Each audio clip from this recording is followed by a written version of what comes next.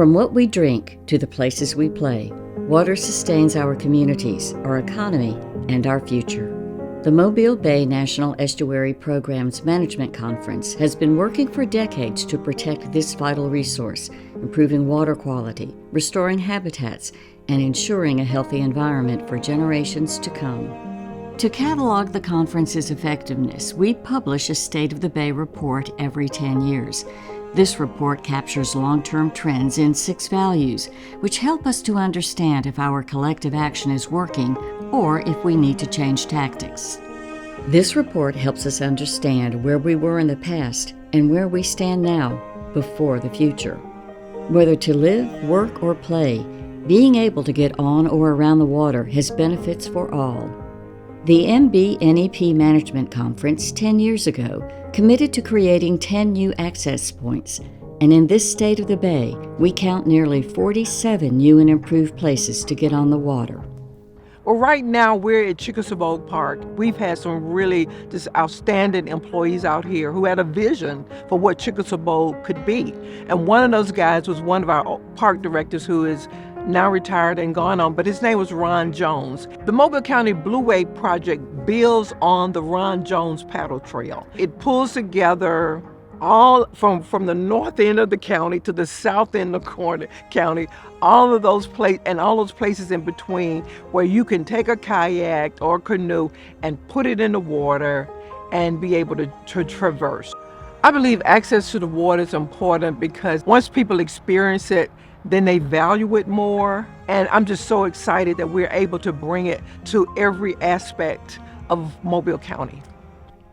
Besides recreation, our beaches and shorelines are the first line of defense against storms, but we are losing that protection.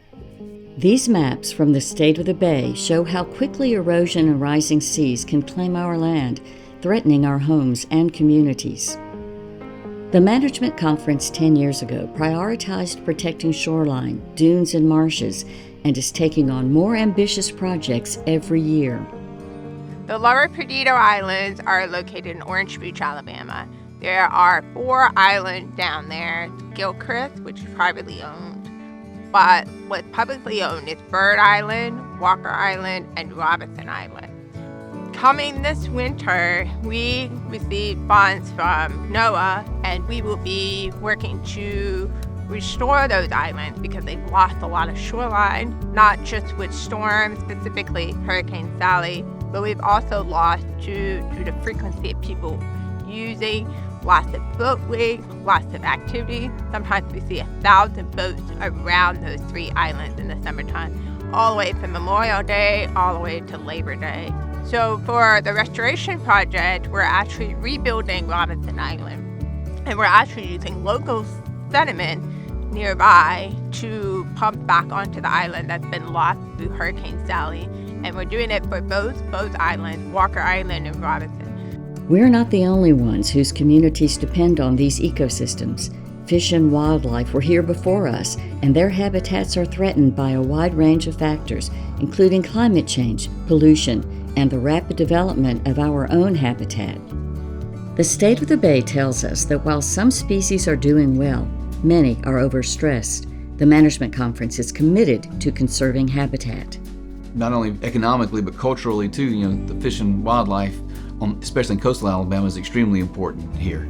People have been catching oysters and shrimp for hundreds of years here, really, back to the time of when the Native Americans were here, and it just means a lot to the culture. I know I sure enjoy eating shrimp and crabs and oysters and red snapper and speckled trout. So it's important for us to keep those resources healthy. We want to be able to harvest the maximum amount possible, but then also keep enough so that we can have oysters and for the future. And so we're seeing really some success from the management strategies and the restoration work that we've put in place over the last 10 years. Over the last 10 years, we've spent more than $10 million in funding from the Deepwater Horizon oil spill, either from NERDA or NIFWIP or other sources on oyster restoration. Know that over the next few years and the work that's done with us and our partners, that we should see some long-term success. Beyond being good stewards, we depend on the health of our environment for the health of our economy and our way of life. Many of us grew up on the water, Some of us pulled a living from it, while others lived on it. Whatever your relationship with the water, every thread highlighted in the State of the Bay jeopardizes the ability of future generations to have that same relationship with our natural resources. So I kind of oversee the Stan Mahoney Youth Fishing Tournament, and essentially what that is it's a way for kids and families to get outdoors. It's a free tournament that we offer. You can fish anywhere ages from 3 to 18, and then we have a weigh-in that all the kids come to. There's raffles and prizes for the kids there. It's a way for kids to get out on the water and enjoy their time with the family outside of their day-to-day activities. The reason for the tournament is all the sponsored money goes back to a scholarship fund that Watershed Watch has to give local kids scholarships for college. The thought is if they come fish this tournament, they learn about the scholarships, they can then in turn apply for those scholarships and be awarded that to further their learning in college. It's a lasting impression on them. If every kid walks away with something from the tournament, they're gonna remember that, and they're gonna come back next year and fish it. They're gonna tell a friend about it, and the friend can learn the same ways that they have. And that, obviously, they're the next generation. So that's why it's so important. Disasters happen. No matter what we do, we'll have floods, wind, and hail. The big one could be next year. It could be in 100 years, but eventually it will come. Besides that, rising sea levels and erosion stress our shorelines every day. Resilience is strength. What we control is how prepared we are to weather the storms and adapt to a changing climate. In the last 10 years, the Management Conference has developed smarter methods for building a resilient coast.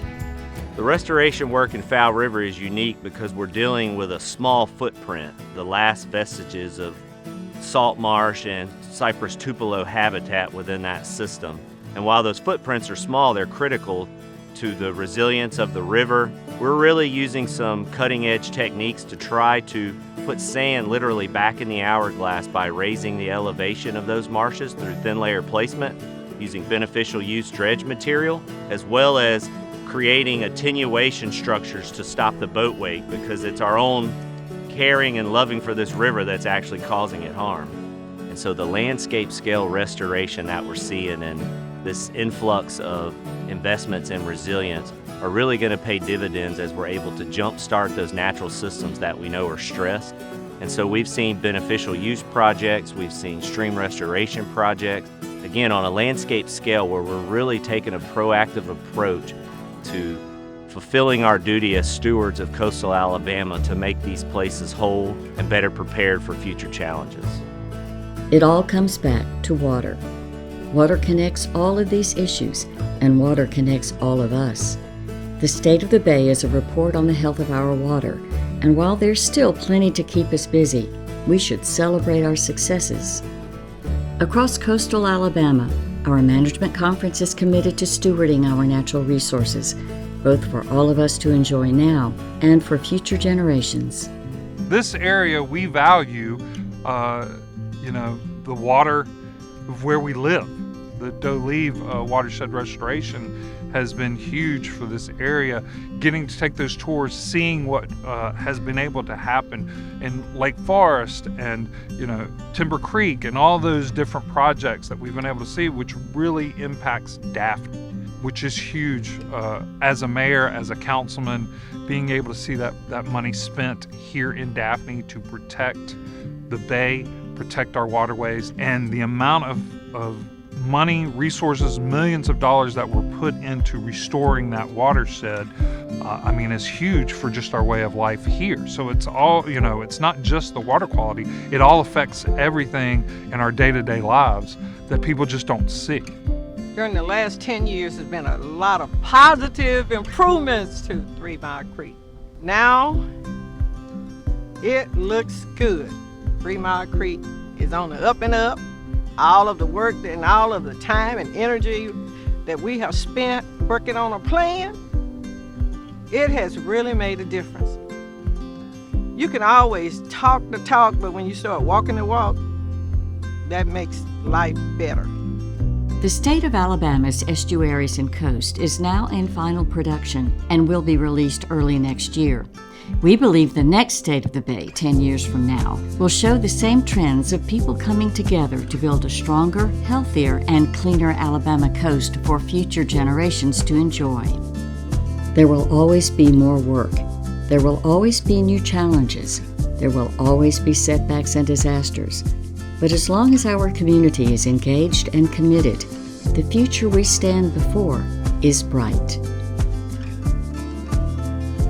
Be for the future.